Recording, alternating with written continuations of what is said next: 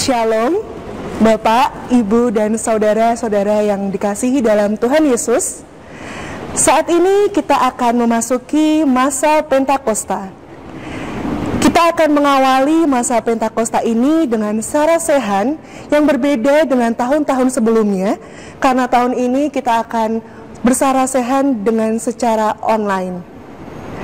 Sarasehan ini mempunyai tema mengalir bersama Roh Kudus.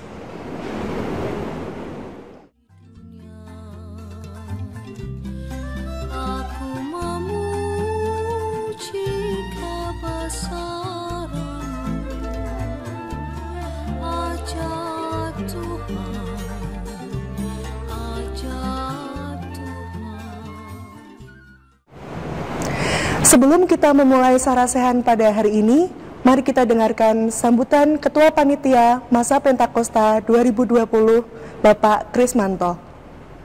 Shalom, Bapak, Ibu, Saudara-saudari yang terkasih dalam Tuhan Yesus Kristus. Sesuai dengan kalender gerejawi tahun 2020, setelah masa Paskah selesai, dilanjutkan dengan masa Pentakosta.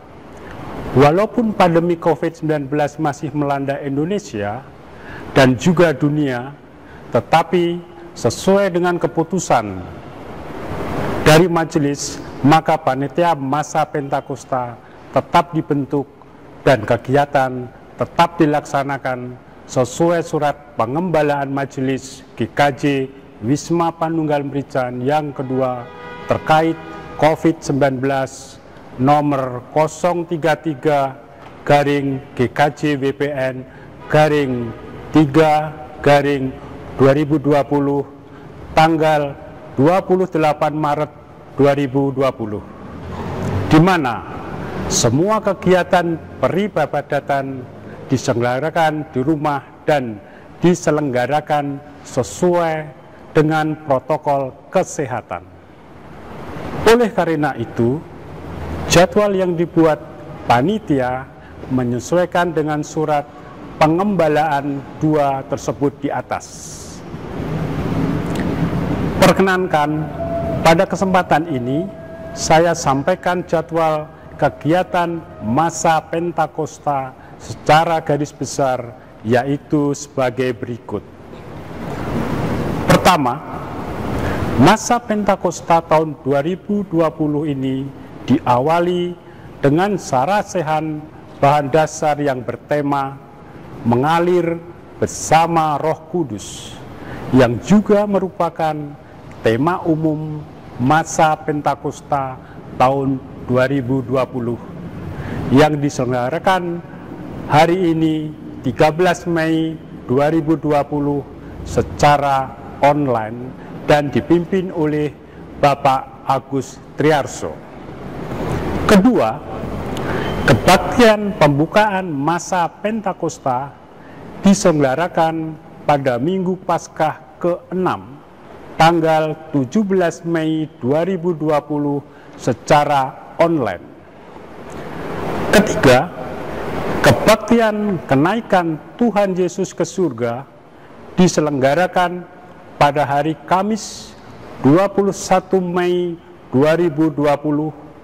Perlu kami sampaikan di sini bahwa kebaktian kenaikan Tuhan Yesus ke surga disiapkan oleh Sinode GKJ, di mana pelaku ibadahnya adalah para pendeta yang menjadi pengurus Sinode GKJ, dan apabila sudah siap akan di-share di GKJ WPM. Keempat, ibadah Minggu Pentakosta diselenggarakan pada Minggu 31 Mei 2020 secara online. 5. Ibadah penutupan masa Pentakosta diselenggarakan pada hari Minggu Trinitas 7 Juni 2020 secara online.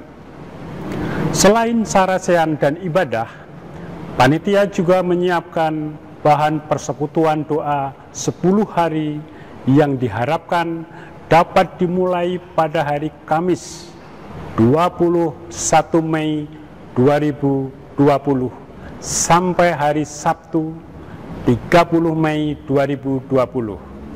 Namun, pelaksanaannya diselenggarakan kepada masing-masing keluarga dan diselenggarakan di rumah.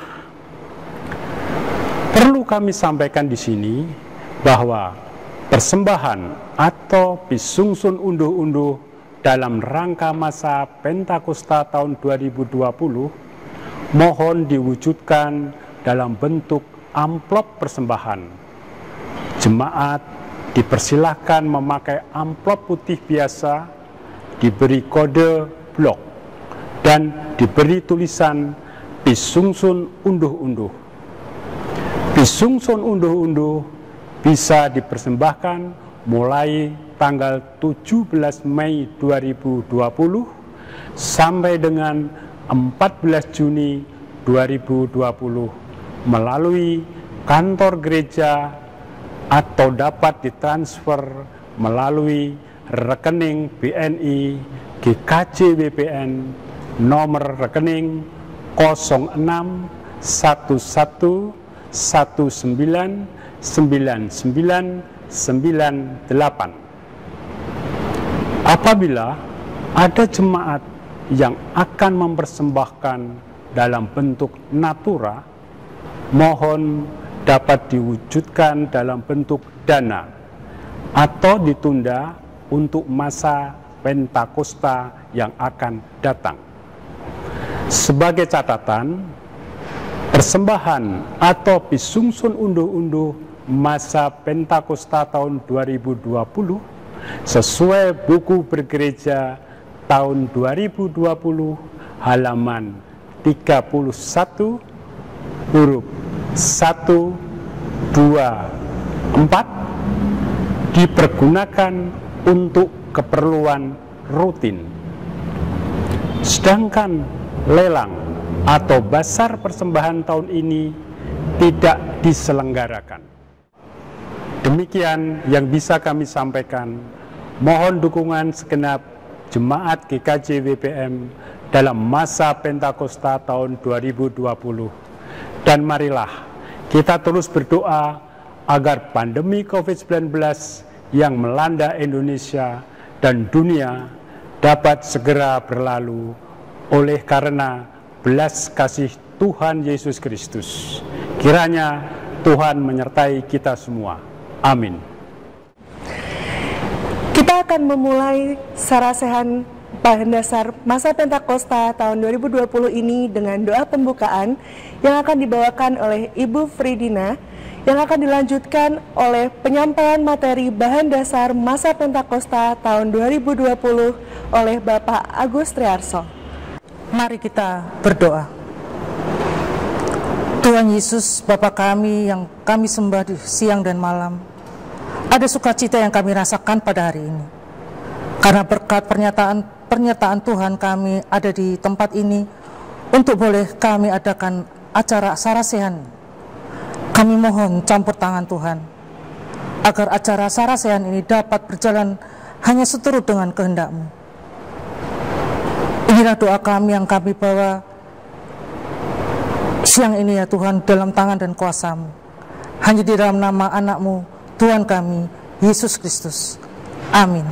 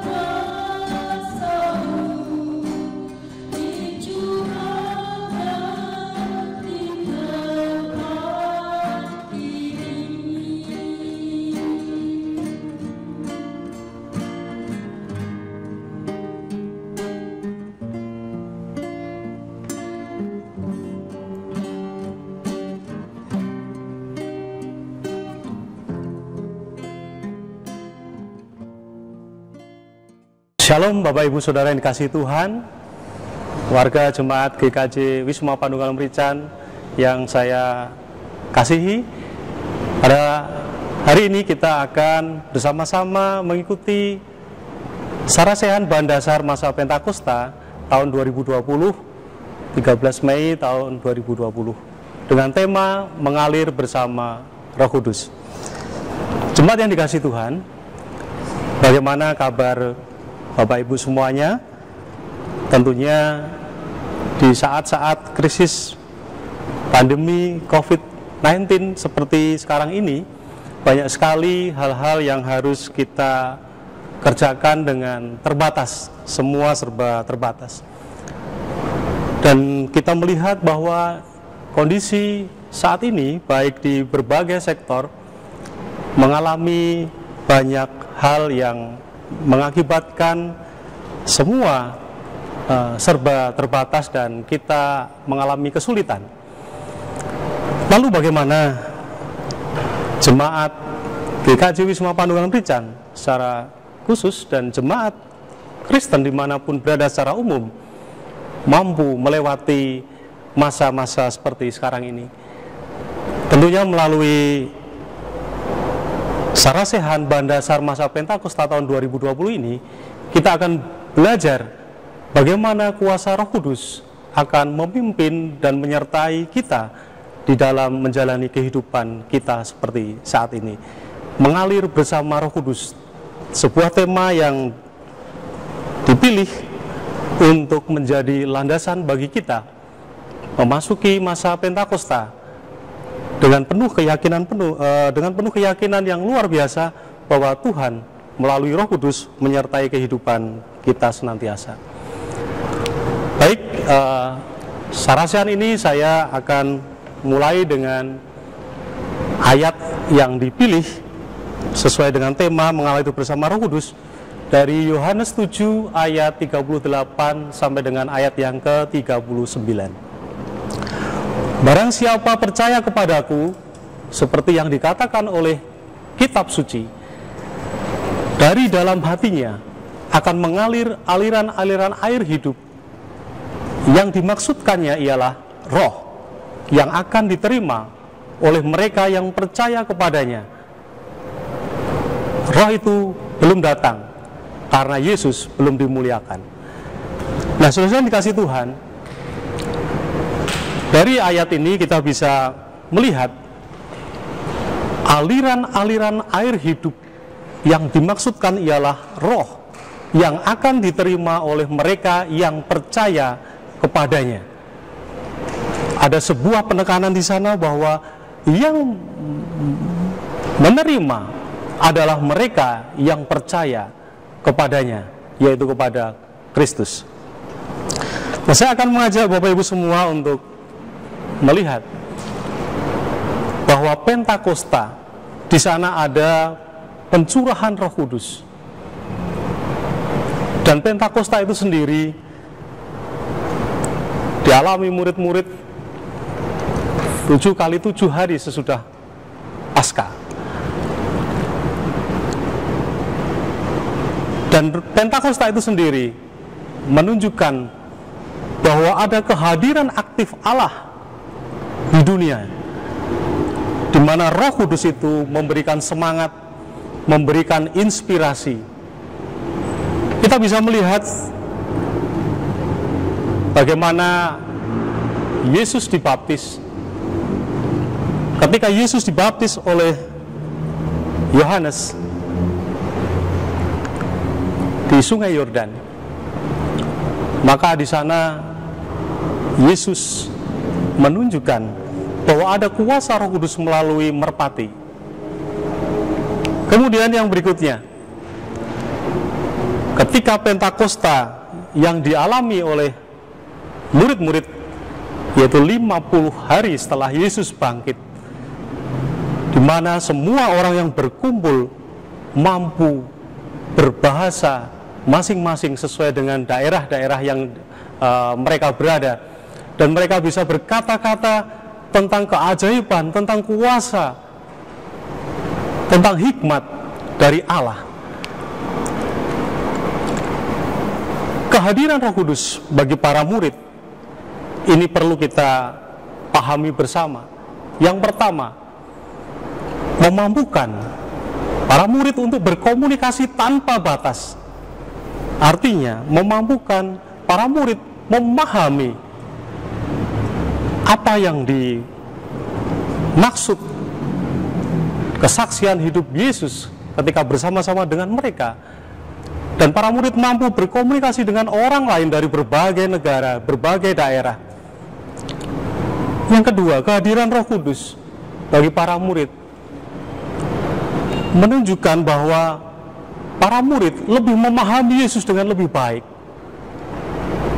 Pemahaman seperti apa? Yang pertama adalah pemahaman akan kuasa Yesus, karya Yesus, kesengsaraan Yesus, kematian Yesus, dan kebangkitan Yesus. Dan saat itu pula kuasa Roh Kudus memberikan daya dan keberanian baru bagi para murid untuk bersaksi tentang Yesus.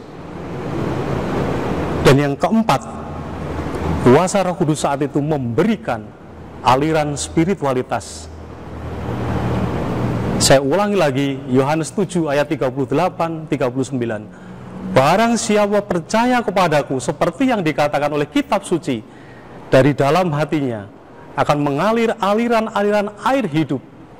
Yang dimaksudkannya ialah roh yang akan diterima oleh mereka yang percaya kepadanya. Jadi jelas sekali Bapak Ibu Saudara dikasih Tuhan, ketika para murid dan orang-orang yang ada di sekitarnya menerima kuasa Roh Kudus, menerima aliran-aliran Roh Kudus, maka mereka pun juga memiliki hikmat seperti yang dimiliki oleh Kristus. Lalu kita akan melihat Roh Kudus dan karya-karyanya. Roh Kudus juga sering disebut dengan Roh Allah, sering juga disebut dengan Roh Kristus. Di dalam Roma 8 ayat 14-17, di sana dikatakan, semua orang yang dipimpin Roh Allah adalah anak-anak Allah. Roh Kudus atau Roh Allah, semua orang yang dipimpin oleh Roh Allah adalah anak-anak Allah. Lalu penyebutan Roh Kudus sama dengan Roh Kristus. Di dalam Roma 8 ayat 10 dikatakan bahwa memiliki Roh Kristus berarti Kristus ada di dalam kamu. Saudara dikasih Tuhan, ini menjadi hal yang menarik sekali, karena ketika kita melihat Roh Kudus yang adalah Roh Allah dan juga Roh Kristus memiliki makna yang luar biasa. Yang pertama, Roh Allah. Semua orang yang dipimpin Roh Allah adalah anak-anak Allah. Saya ingin mengajak Bapak Ibu Saudara dikasih Tuhan untuk melihat kembali konsep anak-anak Allah. Ketika kita menjadi anak-anak Allah dan Allah sebagai Bapa kita, maka kita memiliki hak penuh atas warisnya. Kita memiliki banyak hal-hal istimewa yang dimiliki Allah juga kita miliki, karena kita anak-anak Allah. Sama halnya dengan Roh itu sendiri. Ketika kita dipimpin oleh Roh dan kita adalah anak-anak Allah, maka saat itu juga kita juga memiliki Roh Allah. Nah, tentunya ini menjadi sebuah kekuatan bagi kita di dalam menghadapi kehidupan seperti sekarang ini, bahwa kita diingatkan kembali bahwa kita sebetulnya adalah anak-anak Allah yang memiliki hak istimewa, karena kita memiliki Bapa di surga, yaitu Allah. Kita juga memiliki Roh Kristus yang sekarang ini ada di dalam kita ketika kita percaya di dalam Kristus. Nah, semoga ini menguatkan kita semua Bapak Ibu Saudara yang dikasihi Tuhan, bahwa di dalam memasuki masa Pentakosta ini, kita memiliki Roh Kudus. Lalu pertanyaannya adalah, mengapa kita sering tidak bisa mengalami kuasa Roh? Atau mungkin kita sering bertanya, mengapa saya tidak tahu ada Roh Allah di dalam kehidupan saya? Nah, tentunya ini akan sangat menarik dan nanti bisa kita diskusikan bersama. Mengapa kita tidak bisa mengalami kuasa Roh? Ya. Kita lihat berikutnya, bahwa di dalam kehidupan anak-anak Allah, ketika kita mempercayai Allah sebagai Bapa kita di surga, maka kita memiliki sebuah kualitas hidup. Kita memiliki gaya hidup seperti anak-anak Allah. Kita memiliki semangat, kita memiliki spirit yang seperti Allah. Lalu bagaimana dengan kata spiritualitas itu sendiri? Spiritualitas adalah kualitas hidup, gaya hidup, semangat hidup. Jika kita memiliki spiritualitas di dalam Kristen, di dalam Kristus, maka kita memiliki kualitas hidup seperti Kristus, gaya hidup seperti Kristus. Spiritualitas berasal dari bahasa Latin spiritus, artinya roh, jiwa, atau semangat, yang memiliki padanan arti dengan bahasa Ibrani ruah, atau bahasa Yunani pneuma, yang berarti angin atau nafas. Dalam bahasa Indonesia, kata spiritualitas ini kerap diartikan sebagai semangat yang menggerakkan. Dan menurut Andar Ismail dalam bukunya Selamat Menabur, spiritualitas merupakan kualitas hidup seorang sebagai hasil dari kedalaman pemahamannya tentang Allah secara utuh. Maka spiritualitas di sana ada hubungan dengan Allah, kualitas hubungan dengan Allah.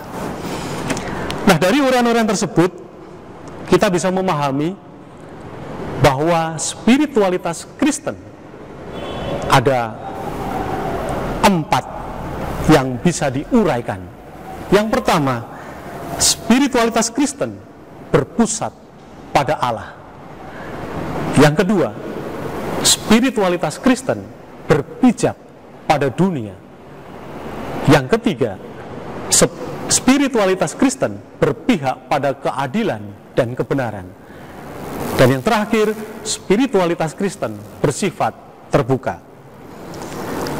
Spiritualitas yang berpusat pada Allah dan berpijak di dunia, yaitu kita sebagai pengikut Yesus, kita adalah sebagai pribadi-pribadi dewasa yang berpihak kepada keadilan dan kebenaran dimanapun kita berada. Dan kita bisa terbuka terhadap kenyataan hidup di dunia ini untuk menerima kuasa Roh Kudus, untuk bersaksi, untuk mengasihi sesama kita, dan untuk saling membantu dan tolong-menolong terhadap sesama kita yang membutuhkan. Nah, inilah konsep spiritualitas Kristen yang benar-benar harus kita miliki, terutama di saat-saat kita memasuki masa Pentakosta tahun 2020 ini. Ini mengingatkan kembali kepada kita sebagai anak-anak Tuhan. Berikutnya kita akan melihat bagaimana aliran Roh Kudus. Aliran Roh Kudus dinyatakan atau diilustrasikan seperti air yang mengalir. Air digunakan oleh Tuhan Yesus untuk menunjukkan jati dirinya. Di dalam Injil Yohanes sendiri, secara keseluruhan juga menyatakan tentang haus, air, sungai, dan hati. Dan semuanya itu menggambarkan suatu kerinduan akan Roh Allah. Aliran Roh Kudus yang mengalir di dalam kehidupan kita, tentunya ini menjadi sebuah kekuatan yang luar biasa ketika kita menjalani kehidupan yang cukup berat di masa-masa seperti sekarang ini. Namun ketika aliran Roh Kudus itu terus mengalir dalam kehidupan kita, maka tidak ada lagi kecemasan dan kekhawatiran. Saya akan menyampaikan sebuah ilustrasi mengenai aliran air pikiran pada manusia. Saya membayangkan bahwa ketika aliran Roh Kudus itu mengalir di dalam kehidupan kita sebagai anak-anak Allah, aliran Roh Kudus itu yang mengalir di dalam hati kita sebagai anak-anak Allah, itu akan terganggu alirannya, akan terganggu aliran Roh Kudus itu di dalam kehidupan kita jika kita memiliki hambatan-hambatan di dalam hidup kita. Saya menyadur ilustrasi dari seorang biksu yang menyatakan ada 3 hal di dalam pikiran manusia. Jika pikiran manusia itu diibaratkan sebagai air, maka yang dimiliki oleh anak-anak Allah adalah air yang jernih atau pikiran yang jernih. Ketika kita memiliki air yang jernih di dalam pikiran kita, kita mau melakukan aktivitas apapun, semuanya akan baik-baik saja. Tetapi yang kedua, jika suatu saat kita menginginkan sesuatu yang melebihi pikiran kita, yang melebihi kekuatan kita, yang melebihi kemampuan kita, ketika kita ingin menguasai sesuatu dengan nafsu, maka kita bisa mengibaratkan air pikiran kita saat itu bergelombang, tidak lagi rata. Maka ketika air pikiran kita bergelombang, ketika kita melihat orang lain, semuanya tidak ada yang baik. Kalau kita melihat kata aliran, maka kita akan berasumsi dengan air. Air digunakan oleh Tuhan Yesus untuk menunjukkan jati dirinya. Dalam Yohanes 7 ayat 37 sampai 38, barang siapa percaya kepadaku seperti yang dikatakan oleh kitab suci, dari dalam hatinya akan mengalir aliran air hidup. Injil Yohanes pun juga secara keseluruhan banyak menyinggung tentang air, haus, sungai, hati, dan semuanya itu menggambarkan suatu kerinduan akan roh Allah. Nah, saudara yang dikasihi Tuhan, kalau kita melihat dan mendengar aliran Roh Kudus bagaikan aliran air, saya akan memberikan sebuah perumpamaan yang saya sadur dari seorang biksu, yaitu yang bernama Biksu Panavaro. Jika diibaratkan pikiran kita ini sebagai air, maka kita, anak-anak Allah, memiliki pikiran yang jernih, bagaikan air yang jernih, air yang rata, air yang bening, karena kita memiliki pikiran yang jernih. Tapi yang kedua, jika kita sudah mulai mengingini sesuatu yang di luar kemampuan kita, kita memiliki sifat yang arogan, maka pikiran-pikiran kita bagaikan air yang bergelombang. Ketika pikiran kita bagaikan air yang bergelombang, maka semua orang yang ada di sekitar kita tidak ada yang baik. Yang baik adalah diri kita sendiri. Lalu yang ketiga, ketika kita tidak bisa mencapai apa yang kita inginkan, kita mulai marah, kita mulai egois, maka pikiran kita bagaikan air yang kotor, air yang bau,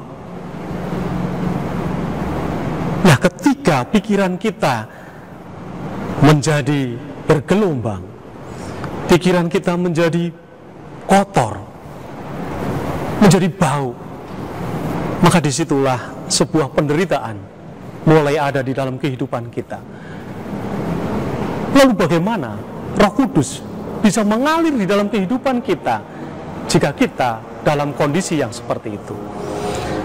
Nah, saudara yang dikasihi Tuhan, tentunya kita tidak ingin mengalami hambatan-hambatan di mana Roh Kudus bisa mengalir di dalam kehidupan kita. Lalu apa yang harus kita lakukan sebagai anak-anak Tuhan di dalam memasuki masa Pentakosta tahun 2020 ini? Marilah kita bertumbuh menjadi sama seperti Kristus, karena kita sebagai anak-anak Tuhan. Di dalam Galatia 5 ayat 22 sampai dengan 23 ada buah-buah roh di sana. Ada kasih, sukacita, damai sejahtera, kesabaran, kemurahan, kebaikan, kesetiaan, kelemah lembutan, dan penguasaan diri. Semuanya adalah roh-roh yang harus kita miliki, karena roh itu sendiri ada di dalam kita sebagai anak-anak Tuhan. Berikutnya kita bisa belajar dari kehidupan jemaat mula-mula dari Kisah Para Rasul pasal yang kedua ayat 42 sampai 47. Bapak Ibu yang dikasihi Tuhan bisa membuka dari Kisah Para Rasul pasal yang kedua ayat yang ke-42 sampai dengan ayat yang ke-47. Saya akan membacakan untuk kita semua. Mereka bertekun dalam pengajaran rasul-rasul dan dalam persekutuan, dan mereka selalu berkumpul untuk memecahkan roti dan berdoa. Maka ketakutanlah mereka semua, sedang rasul-rasul itu mengadakan banyak mujizat dan tanda. Dan semua orang yang telah menjadi percaya tetap bersatu, dan segala kepunyaan mereka adalah kepunyaan bersama. Dan selalu ada dari mereka yang menjual harta miliknya, lalu membagi-bagikannya kepada semua orang sesuai dengan keperluan masing-masing. Dan mereka bertekun dan dengan sehati mereka berkumpul tiap-tiap hari dalam bait Allah. Mereka memecahkan roti di rumah masing-masing secara bergilir dan makan bersama-sama dengan gembira dan dengan tulus hati, sambil memuji Allah. Dan mereka disukai semua orang, dan tiap-tiap hari Tuhan menambah jumlah mereka dengan orang yang diselamatkan. Saudara yang dikasihi Tuhan, belajar dari kehidupan jemaat mula-mula yang begitu sederhana, memiliki ketekunan, memiliki kebersamaan. Tentunya ini menjadi hal yang patut kita hidupi di dalam kehidupan kita sebagai anak-anak Tuhan, di dalam kehidupan kita secara berjemaat. Saling menolong, saling membutuhkan, saling menghargai, saling membantu. Tentunya ini menjadi hal yang luar biasa, apalagi di saat-saat kondisi seperti sekarang ini. Banyak orang yang kehilangan pekerjaan, banyak orang yang stres, banyak orang yang tidak mampu lagi melakukan apa-apa karena terjadi sebuah krisis multidimensi yang ada karena COVID-19. Maksudnya dikasih Tuhan, saya akan menutup materi bahan dasar masa Pentakosta tahun 2020 ini dengan sebuah kesimpulan bahwa di masa Pentakosta ini, marilah kita menghayati keintiman bersama Allah. Marilah kita rasakan aliran Roh Kudus dalam kehidupan kita. Marilah kita bersama-sama menjalani hidup dengan penuh kedewasaan iman di dalam Kristus. Dan marilah kita bersama-sama mewujudkan keintiman kita bersama Allah, baik secara pribadi maupun bersama-sama melalui doa, persekutuan, peribadatan, tindakan kasih, amal, keramahan di tengah-tengah masyarakat sekitarnya. Tuhan Yesus memberkati kita semua. Amin. Baiklah, saudara dikasih Tuhan, jemaat GKJ Wisma Panunggal Merican yang saya kasihi, ada beberapa pertanyaan yang ditanyakan di dalam sarasehan bahan dasar masa Pentakosta tahun 2020 ini. Mau tanya, bagaimana caranya kita merasakan aliran Roh Kudus ada di dalam hidup kita? Baiklah, saya akan menjawab pertanyaan yang pertama, bagaimana caranya kita bisa merasakan aliran Roh Kudus di dalam kehidupan kita. Sebenarnya dikasih Tuhan, seperti aliran air, jika salurannya tanpa hambatan, maka aliran air itu akan berjalan dengan baik. Aliran Roh Kudus yang ada di dalam kehidupan kita akan terganggu alirannya ketika ada hambatan-hambatan di dalam kehidupan kita, ada hambatan-hambatan di dalam hati kita, ada sumbatan-sumbatan yang ada di dalam kehidupan kita yang belum kita bersihkan. Mungkin masih ada dendam, mungkin masih ada kecewa, mungkin masih ada amarah, masih ada emosi, masih tidak bisa menerima diri sendiri maupun menerima saudara-saudara atau sesamanya. Maka saat itulah di mana kita akan susah sekali merasakan aliran Roh Kudus dalam kehidupan kita. Tetapi ketika kita memiliki hubungan yang erat dengan Allah, memiliki kedewasaan iman yang baik, memiliki kualitas hidup yang baik di dalam Kristus, memiliki kualitas doa, pembacaan firman, dan penerapan kasih di dalam kehidupan kita, maka kita pun akan mampu merasakan aliran Roh Kudus di dalam kehidupan kita. Ketika kita bisa merasakan aliran Roh Kudus dalam kehidupan kita, maka kita pun akan mampu melihat dan memahami apa yang diinginkan Kristus di dalam kehidupan kita. Beberapa waktu yang lalu saya mendapat pertanyaan dari teman-teman saya ketika kami berinteraksi melalui online.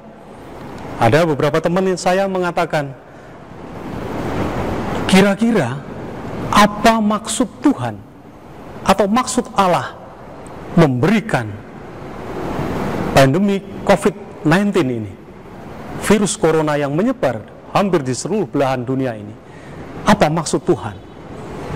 Apa maksud Allah di dalam masa-masa seperti sekarang ini? Nah, tentunya ketika saya mendapatkan pertanyaan tersebut, saya menyampaikan kepada teman saya, yang bisa menjawab adalah diri kita masing-masing. Ketika kita mampu merasakan kehadiran Allah di dalam kehidupan kita, maka kita akan memahami apa maksud Allah atas kondisi seperti sekarang ini, terutama berkaitan dengan pribadi kita masing-masing. Apa maksud Allah ketika kita harus bekerja dari rumah? Apa maksud Allah ketika kita harus belajar dari rumah? Apa maksud Allah ketika kita harus beribadah dari rumah? Nah, tentunya ini hal yang sangat menarik, Bapak Ibu Saudara yang dikasihi Tuhan. Marilah kita rasakan hal-hal yang kecil.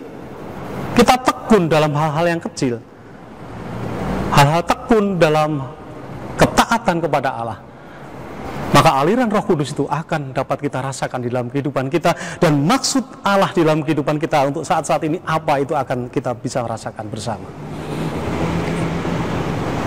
Itu jawaban saya yang dari pertanyaan yang pertama. Bahan dasar masa Pentakosta tahun 2020 dengan tema mengalir bersama Roh Kudus, diambil dari kitab Yohanes 7 ayat 38 dan 39, dengan pertanyaan, bagaimana Roh Kudus berkarya dalam kehidupan jemaat di tengah krisis pandemi COVID-19 seperti sekarang ini? Menurut ajaran Kristiani, seorang Kristen memiliki Roh Kudus di dalam dirinya. Roh Kudus merupakan Roh Allah yang menolong, memimpin, menghibur, dan menjadi teman yang setia. Roh Kudus menuntun jemaat Kristiani agar hidup sejalan dengan kehendak Tuhan. Roh Kudus juga merupakan penghubung antara jemaat Kristiani dengan Allah. Pandemi COVID-19 tidak menyebabkan hilangnya keimanan jemaat, karena Roh Kudus ada di dalam tiap-tiap jemaat yang menghibur dan menguatkan jemaat Kristiani dalam menghadapi pandemi COVID-19 ini. Roh Kudus menghubungkan jemaat Kristiani dengan Allah. Tidak ada alasan bagi pandemi COVID-19 untuk menghalangi jemaat kepada Allah Bapa. Hambatan berkumpulnya jemaat tidak menyebabkan terputusnya hubungan antara sesama jemaat maupun dengan Allah. Itulah karya Roh Kudus yang tidak berubah dalam kondisi dunia seperti apapun. Amin. Sekarang pertanyaan yang kedua, bagaimana Roh Kudus berkarya dalam kehidupan jemaat di tengah krisis pandemi COVID-19 seperti sekarang ini? Nah, bagaimana karya Roh Kudus dalam kehidupan jemaat? Kita mau beribadah hanya bisa dari rumah. Kita mau bekerja dari rumah. Bahkan tidak jarang ibu-ibu ketika akan menyiapkan makanan ternyata tidak masak, tetapi pesan online. Banyak hal yang serba terbatas untuk saat ini. Lalu bagaimana karya Roh Kudus dalam kehidupan jemaat di tengah-tengah krisis seperti sekarang ini?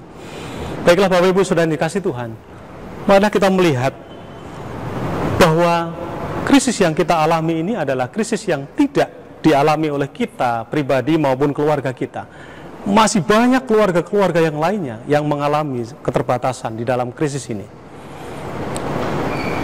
Tentunya, kuasa Roh Kudus, karya Roh Kudus dalam diri kita adalah ketika kita mampu membuka diri untuk berdoa bagi bangsa kita, berdoa bagi negara kita, berdoa bagi dunia ini, berdoa bagi saudara-saudara kita, berdoa bagi orang tua kita, berdoa bagi pelayan-pelayan Tuhan, agar mereka tetap memiliki semangat, memiliki iman di dalam Kristus, memiliki semangat untuk menjalani hidup ini hari demi hari dengan penuh keyakinan.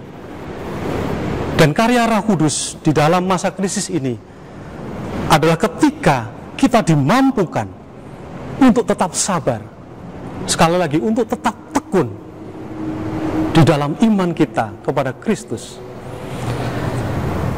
Karya Roh Kudus di dalam masa krisis ini adalah ketika kita merasakan bahwa kita mampu mengandalkan Allah di dalam setiap peristiwa-peristiwa kehidupan kita, baik itu di dalam peristiwa-peristiwa yang kecil maupun peristiwa-peristiwa yang besar, bahwa kita dimampukan untuk tetap tegar dan tangguh di dalam menjalani masalah-masalah kita. Maka saat itulah kita melihat Roh Kudus berkarya. Dan marilah tidak henti-hentinya kita untuk tetap berkarya sesuai dengan iman kepercayaan kita di dalam Kristus Yesus, karena Roh Kudus berkarya juga di dalam kehidupan kita. Amin. Salam yang terkasih Bapak Agus, saya Tri Suryadi mewakili warga mau menanyakan bagaimana upaya kita dalam menjalani kehidupan di tengah krisis sebagai anak-anak Tuhan, seperti yang terjadi di hari-hari sekarang. Terima kasih. Baiklah, kita akan melihat pertanyaan yang ketiga, bagaimana upaya kita menjalani kehidupan di tengah krisis sebagai anak-anak Tuhan. Saudara yang dikasihi Tuhan, Upaya yang harus kita lakukan di dalam menjalani kehidupan di tengah krisis seperti saat ini adalah kita tetap mengandalkan Tuhan di dalam setiap langkah hidup kita. Dari hal-hal yang paling kecil, bagaimana kita berdoa, kita saling menguatkan di tengah-tengah keluarga kita, saudara-saudara kita, jemaat kita hidup bertekun. Dan saya akan kembali mengingatkan kepada kita semua bahwa sekarang ini kita juga diajak untuk hidup seperti jemaat pertama kali. Di dalam Kisah Rasul 2 ayat 42 sampai dengan ayat yang ke-47.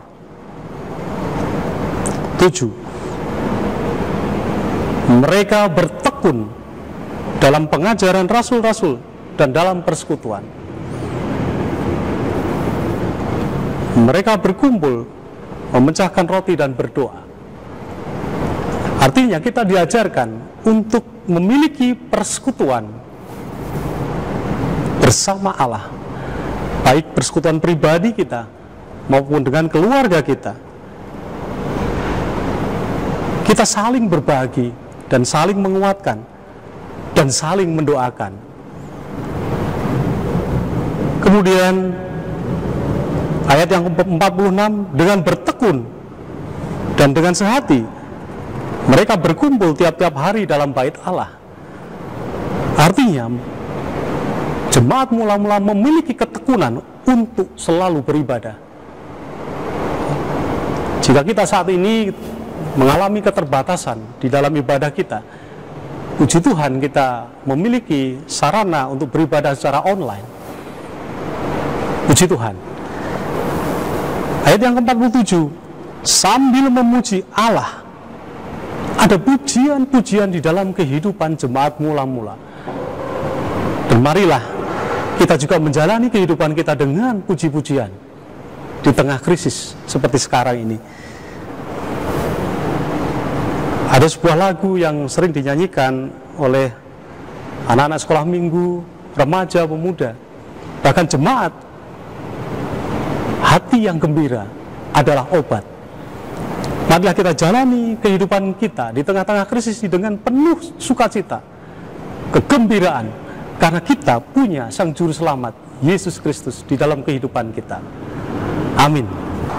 Marilah Bapak Ibu Saudara yang dikasihi Tuhan, jemaat GKJ Wisma Panunggal Merican, kita akhiri sarasehan bahan dasar masa Pentakosta tahun 2020 ini dengan berdoa. Mari kita berdoa. Tuhan Allah Bapa yang di surga, kami sungguh mengucap syukur jika di tengah-tengah krisis kehidupan yang dialami dunia, negara kami, jemaat kami dan keluarga kami saat ini, kami masih memiliki pengharapan karena ada Juru Selamat kami yang hidup, yaitu Yesus Kristus di dalam kehidupan kami. Kami memiliki Roh Kudus yang terus mengalir dalam kehidupan kami, sehingga kami dimampukan untuk terus bertekun di dalam iman percaya kami. Terima kasih Bapa di surga. Biarkanlah hari-hari kami boleh kami lalui dengan penuh sukacita dan damai sejahtera. Biarlah hari-hari kami penuhi dengan kasih kami kepada keluarga kami, saudara-saudara kami, dan bagi negara dan bangsa kami ini. Terima kasih Bapa di surga. Kami mengucap syukur karena gereja kami, GKJ Wisma Panunggal Merican, Tuhan senantiasa memberkati, Tuhan senantiasa mengasihi, dan biarlah kasih dan berkat Tuhan itu terus mengalir dan melimpah di dalam kehidupan jemaat-Mu ini Tuhan. Dan kami berbahagia karena kami diingatkan kembali memasuki masa Pentakosta ini. Kami memiliki kekuatan, semangat baru, memiliki spiritualitas hidup yang baru bersama Roh Kudus di dalam kehidupan kami. Terima kasih Bapa di surga. Berkatilah seluruh pelayan-pelayan gereja kami, Bapak Pendeta, para majelis, panitia-panitia, pengurus, pekerja-pekerja kantor gereja, Tuhan berkati semuanya. Terima kasih Bapa di surga. Kami mohon ampun untuk dosa dan kesalahan kami yang sering kami lakukan di dalam kehidupan kami dan sering kali menjadi penghambat mengalirnya Roh Kudus dalam kehidupan kami. Kiranya Tuhan, di dalam nama Yesus Kristus, Engkau memberkati kami, mengampuni dosa-dosa kami. Terima kasih Bapa di surga. Kami serahkan kehidupan kami hari lepas hari, jemaat-Mu, GKJ Wisma Pandangan Merican ini, ke dalam tangan kuasa-Mu, kepada Juru Selamat kami yang hidup, Tuhan Yesus Kristus. Haleluya. Amin. Tuhan Yesus memberkati.